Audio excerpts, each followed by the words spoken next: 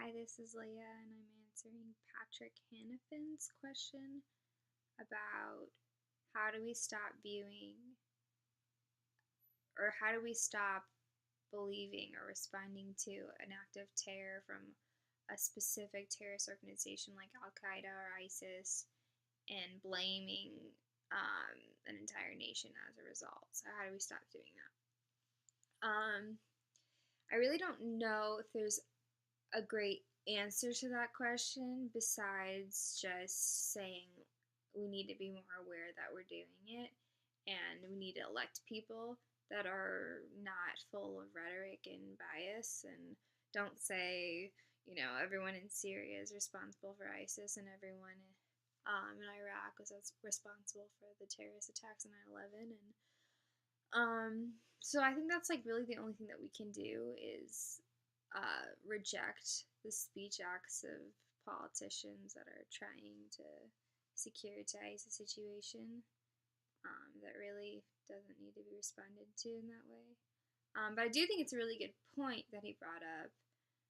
How we, instead of really targeting a terrorist organization and systematically taking them out, we invaded a country.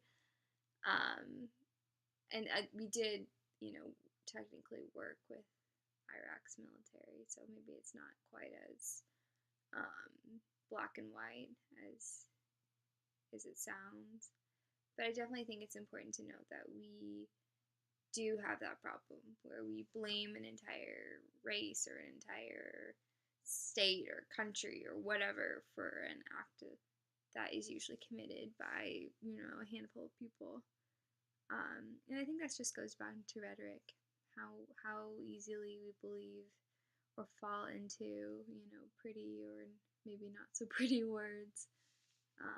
Politicians, and not just politicians, of Facebook posts and our friends, our peers, people we respect, and it's people that like sometimes really are, worthy of respect, then go and do stupid things. So I think to answer your question, it would just be deliberately making the decision to elect people who don't view it in that way or are more intelligent about their response, and to, like, as people individually have a better understanding of that and be more aware of, maybe unintentional racism.